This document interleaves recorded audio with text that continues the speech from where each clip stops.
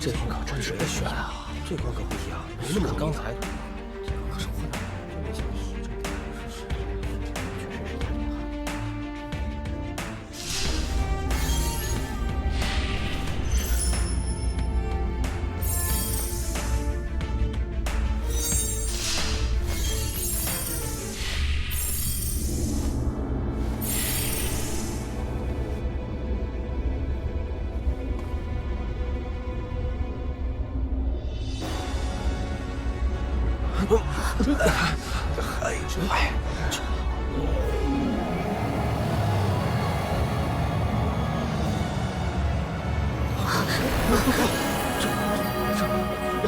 我知道此少年有些不寻常，可不晓得如此的不寻常啊！此人修行过？我跟他待过数个时辰，如果连我都没有察觉到他的身体异样，那他一定是像赵四和白山水一样的一代宗师。不过，他身体确实有很大的问题。什么问题？阳亢早衰之体，武气太旺。那你就安排江离和孙行跟他一起用灵脉修行。师兄，您就不怕花太多的代价白白浪费吗？有这样的资质，即便是阳亢早衰之体，日后也并非不可治愈，总比灵脉落入王后之手要好得多。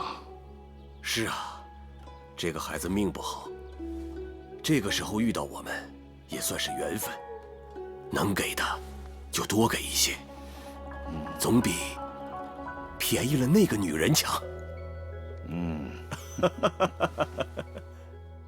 各位师兄师姐，现在可以带我去拜见各位师长了吗？小师弟，请。还都杵在这儿干什么？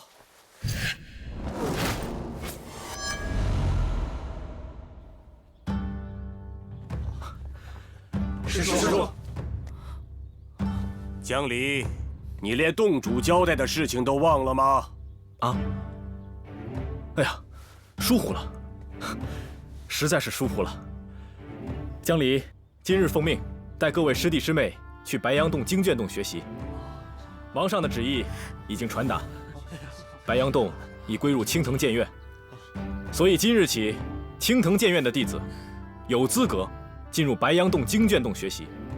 洞主有交代，丁宁和你们一样，可以进入经卷洞，选择典籍研习，不限内外。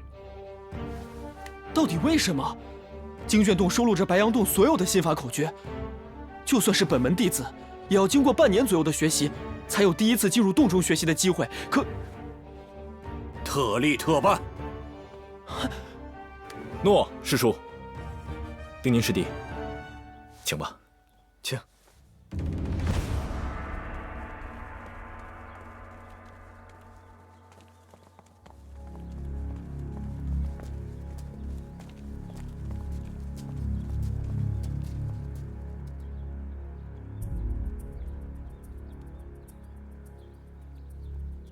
这边，经卷洞内严禁饮食，到餐时自然会有人送食盒到经卷洞外。根据师傅的吩咐，青藤剑院每批进入研习的时间以1日为期限。不过对于丁宁师弟你，时间不限。哎，师兄，我这还有啊，前方所桥所到之处，都是需要一些特殊的允许方能进入的。大师兄，啊，师弟你说，既然是特立特办，有些时候呢，我想回梧桐落酒铺，因为梧桐落酒铺只有我小姨一个人，略显冷清。我回去呢，也可以帮帮忙。这个换了旁人肯定是不行的。只是师弟，可能我还得找人问一下师傅或者师叔的意见再说。啊，来这边请。哎。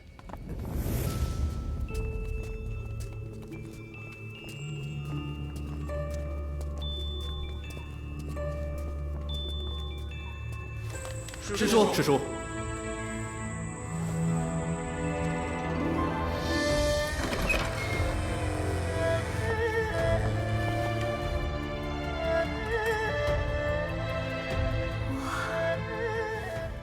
这经卷洞内的典籍，你们可以任意挑选及研习。至于今后的修行以及个人住所，洞主会视你们近日的表现，做适当的调整以及安排。诺。去吧。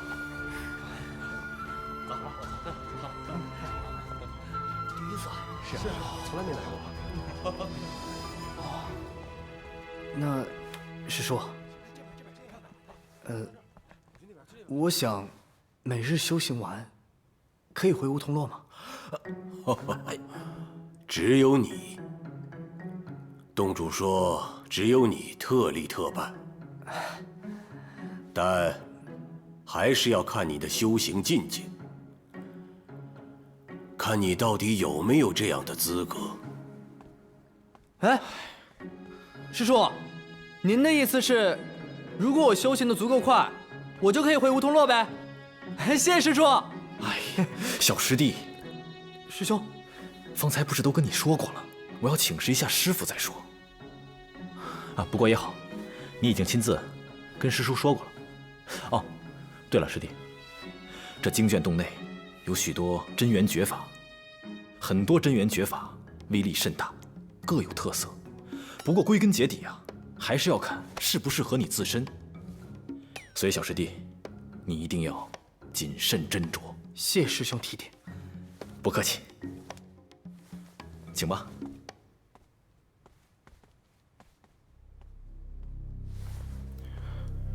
这丁宁到底是何许人物，可以一而再、再而三地挑战白杨洞的规矩？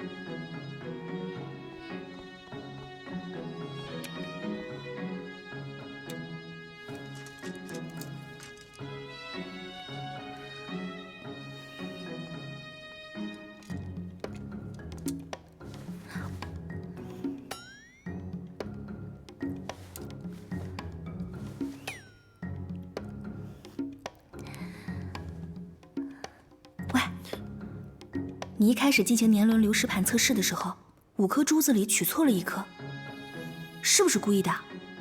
我只是不想浪费太多的时间。所以从一开始你就知道你肯定能通过入门测试，而且接下来虚洞主竟然给你开这样的特例，让你进入经卷洞挑选典籍也不给任何的意见。你该不会是虚洞主的私生子吧？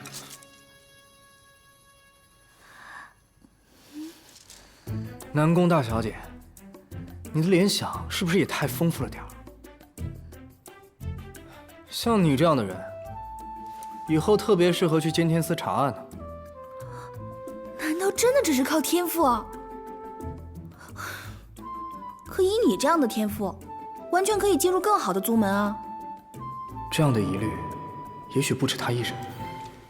我必须要打消所有疑虑。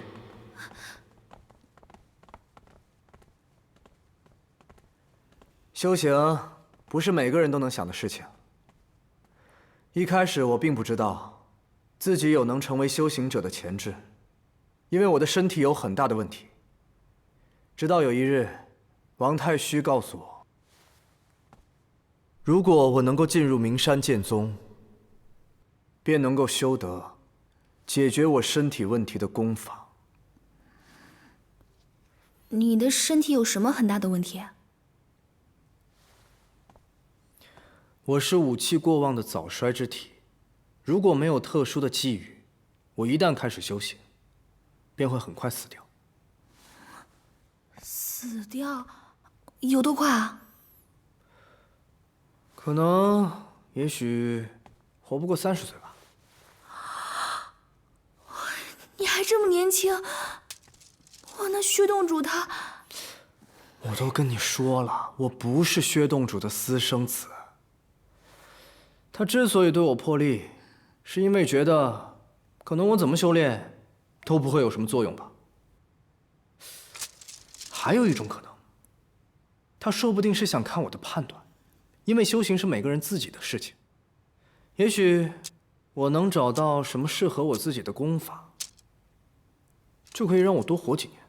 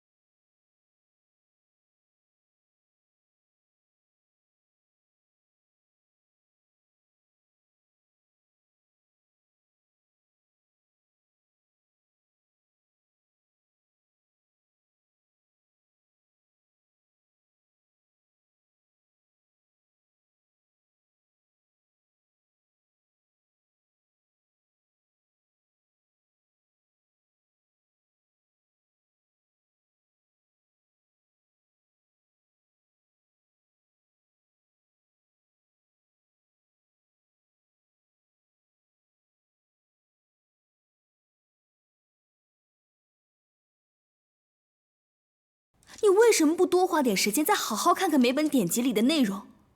你应该知道，不是所有白杨洞弟子都有一开始就进入经卷洞挑选典籍的机会。你的起点就比他们高，为什么不好好珍惜？可是，我选择哪本典籍，跟你有什么关系？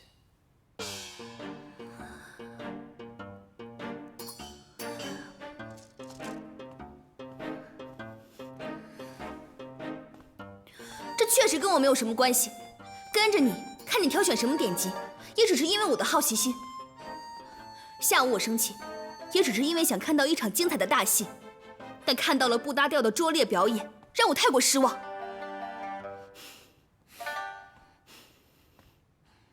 该怎么修炼，我自己心里很清楚，我也知道你是为了我好，不过不同的典籍对于不同的人有不同的作用。我很肯定，这2本典籍非常适合我。你确定？我确定。你还是抓紧时间去找你所需要的东西吧，不要把宝贵的时间都浪费在我的身上。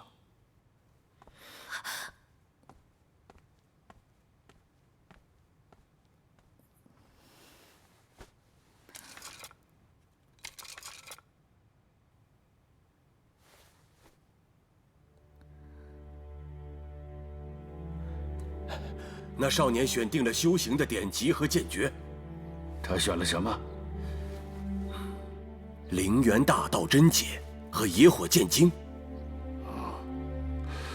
竟然如此的牛头不对马嘴啊！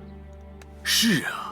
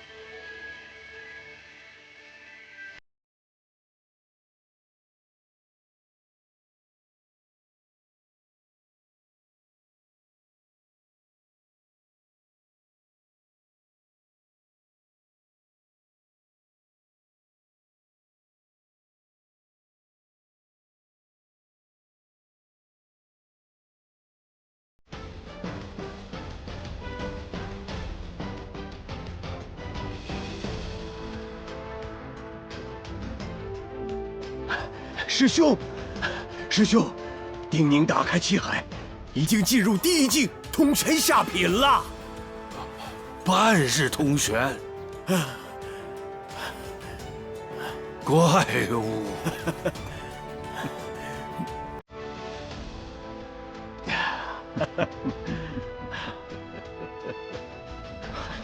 老蒋让一下。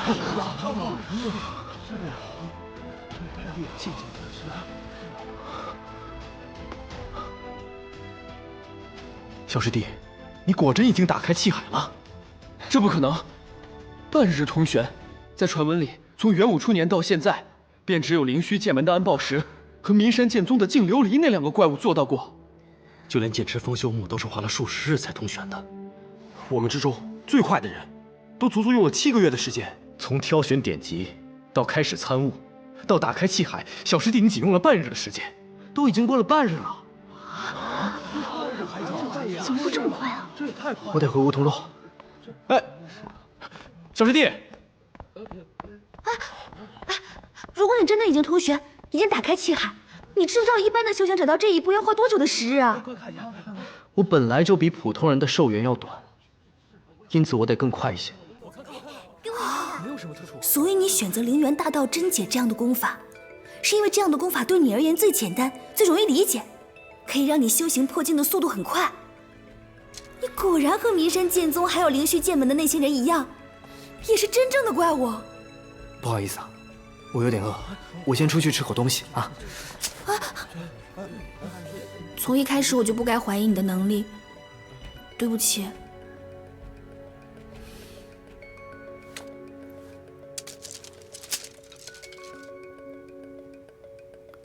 你是不是修行遇到了什么问题？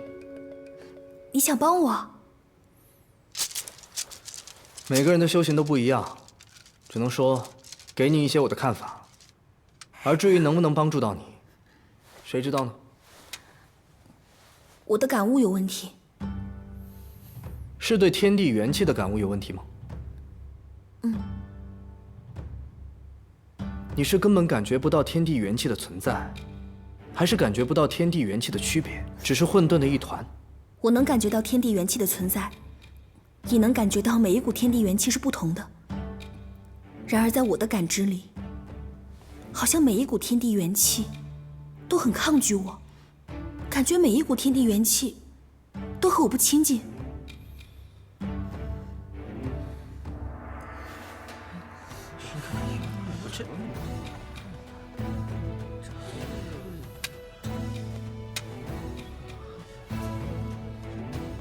这2本笔记，上面记载了一些独到的见解，你慢慢看，说不定对你有帮助。谢谢。不用谢。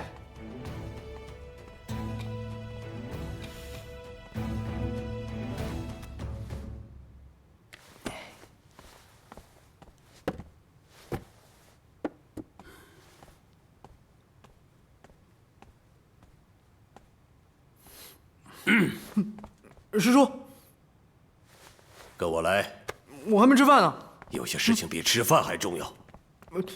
什么事啊，师叔？啊？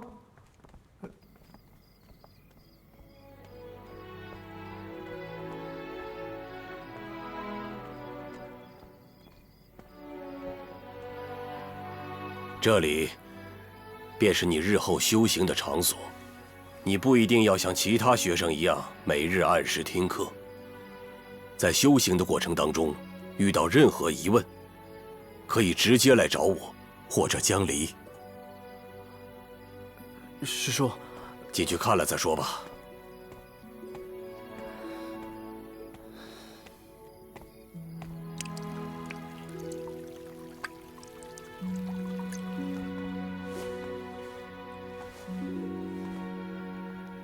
这是传说中的灵脉，从灵脉中沁出的灵气，可以伴着修行者的吐纳进入修行者的身体，有很大的补益作用，可以大大增快修行的境界。这就是灵脉。可是这灵脉跟传说中的不一样，它怎么那么小呢？师叔，我们白羊洞之所以并入青藤剑院，是因为得罪了王后。怎么得罪的？因为王后她想用我们的灵脉种上一株灵莲，借以炼制一种破境的丹药。只是洞主他不乐意成全，因为这种灵莲会大量的吸取灵脉的灵气，致使灵脉最终枯竭。所以在意识到他有这样的意图之后，师父便将灵脉分成了3小股。这是一种自我的破坏，让每一股灵脉都没有办法维持那灵莲的生长。你说的很对，不过我要告诉你，我们白羊洞弟子只做我们认为对的和公正的事情。这灵脉虽小，但起码还能给我们弟子派上用场。师叔，我想回家。我知道你修行很快，不过你认为在梧桐落那种地方会比坐在灵脉上修行更好吗？我明白，可是我白日可以在这里修行，晚上我回去才睡得踏实。哼！师叔，师叔，不反对就是默许了啊！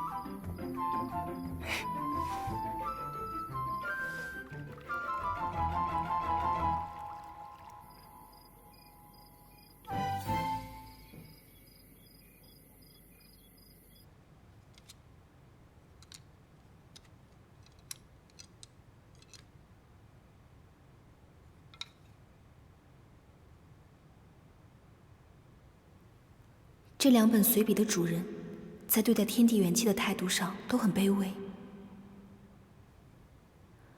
天地元气，苍茫云雨，高入9天，绵延落地，汇聚成川，终流经此处。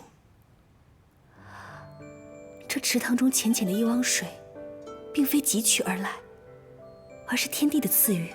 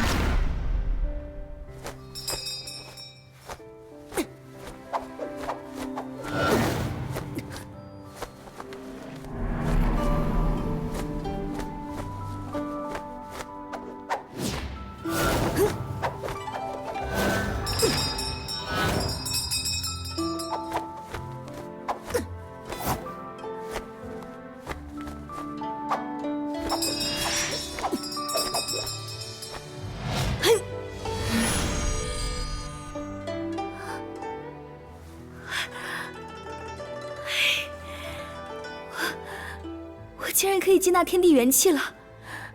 丁宁怎么会知道那2本书可以帮我冲破真元境？他究竟是什么人啊？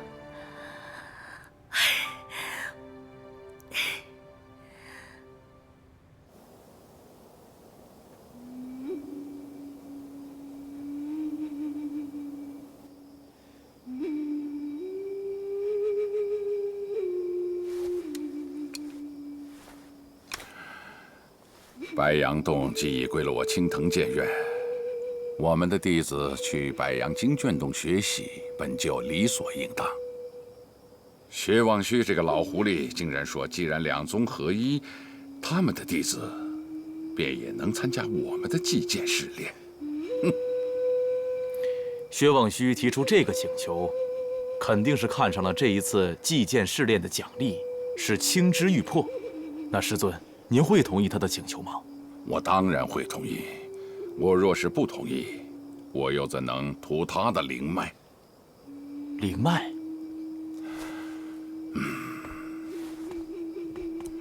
你去替我向薛望虚回话，告诉他，他的请求我允了，但是白杨洞那3股灵脉，自也应当归青藤和白杨共用，唯有资格者用之。到时候，把它作为祭剑试炼的奖励，给祭剑试炼的胜出者用吧。如今的白杨洞，只有江离和孙行2个人，不可小觑。他们无论从年纪到入门的时间，都非常符合这次祭剑试炼的标准。既然担心我们内弟子不能对付，便想个办法把他们变成我们的人。弟子明白。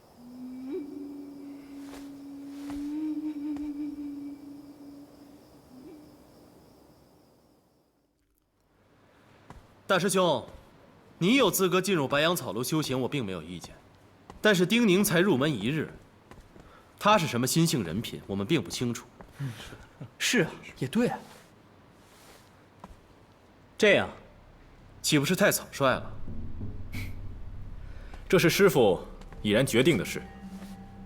师弟，师父将你放在3人之中，所以你已然获得了在灵脉修行的资格。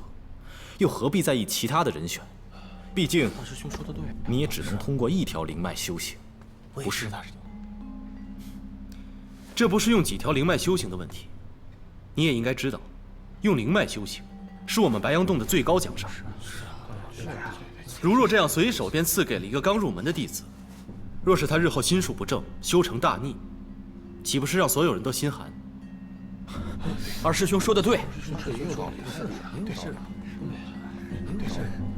现在再讨论灵脉分配给谁，已经没有意义了。师叔，青藤剑院的狄院长已经下文，我们白杨洞的弟子同样可以参加祭剑试炼，最终的胜出者可以得到青之玉魄。但我们白杨洞的3股灵脉，同样也是最终胜出者的奖励。洞主已经说了，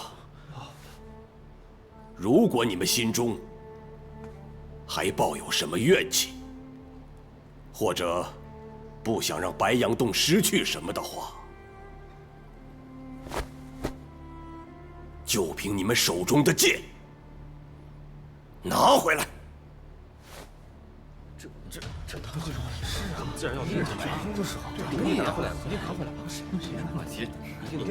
好了，大家不要吵了，抓紧时间回去修炼吧。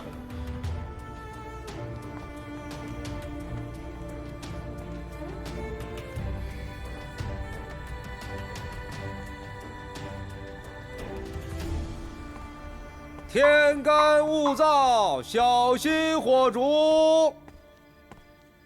天干物燥，小心火烛。小姨，我回来了。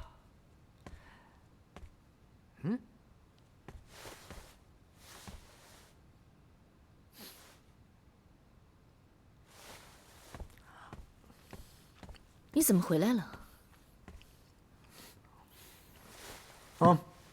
因为我想你了啊。白杨洞这么大一个门派，连饭都吃不饱吗？我是专门为了回来看你，路上连饭都没有吃。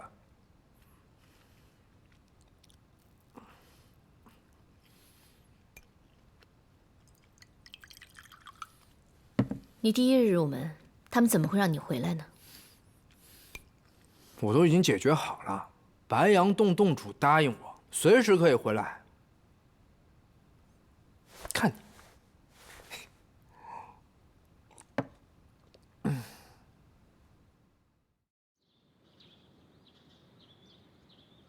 师叔，你这不开玩笑吗？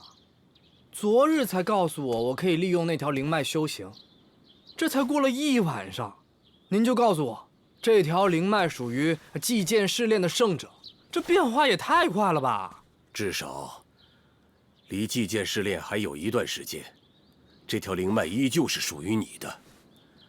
如果嫌时间变化太快，你昨日就该听我的。抓紧一切时间利用灵脉修行，而不是把大把的时光浪费在路上。我在路上其实也没闲着呀，我有研习野火剑经。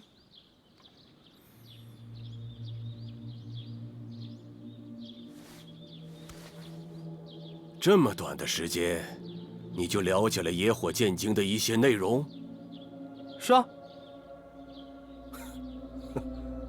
好，既然如此，练给我看看。好啊。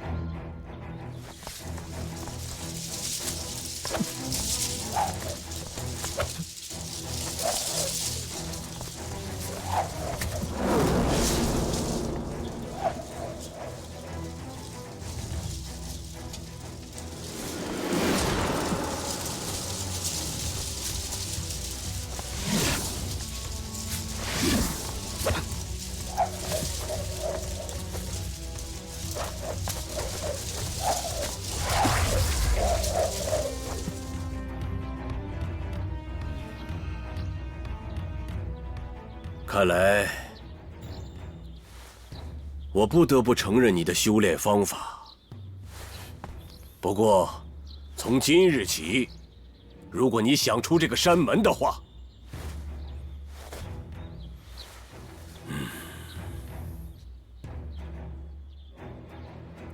我会给你派一辆更快的马车。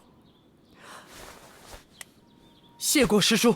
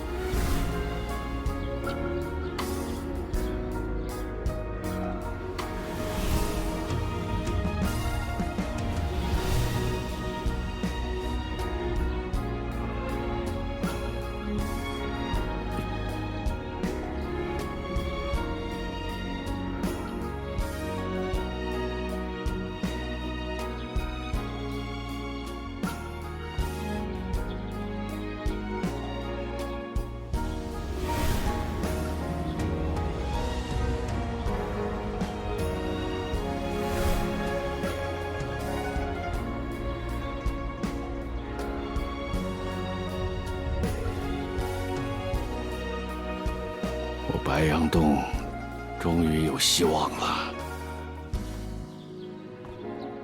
丁年，看你天赋异禀，并如此刻苦，我决定把当年那人的挚友的墨花残剑赠予你。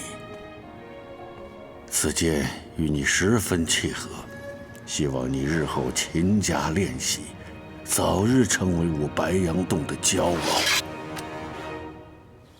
剑和修行功法是一样的，最重要的是适合。你既然在研习野火剑经，那，你便需要这柄剑。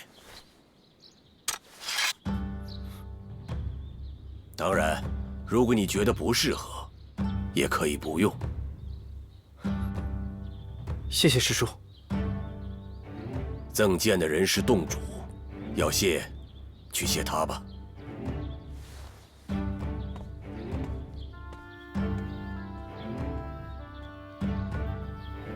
此剑名为墨花，每一剑都像是他所能刺出的最后一剑，每一剑都像是他最终的末路，每一朵剑花都像是看不到明日的花朵，的确是像极了现在的我。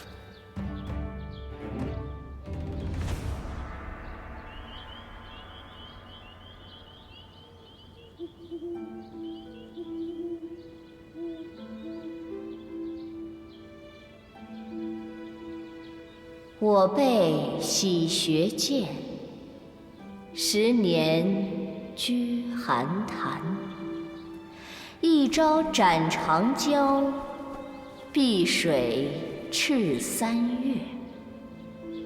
数城剑铸就，千车却难阻。逃去变姓名，山中餐风露。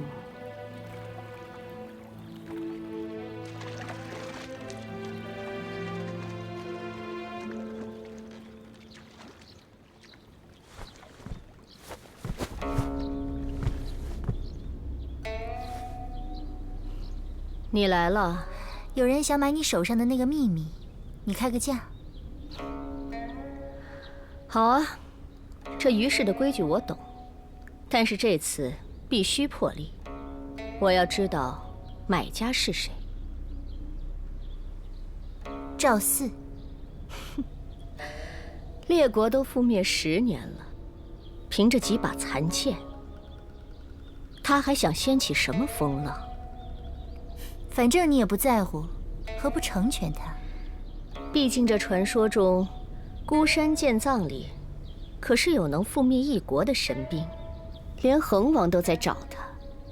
你可知道，此消息一出，不知又有多少王朝会因此覆灭？我只是个撮合买卖的中间人，江湖之事我并不想过问，你可以慢慢考虑。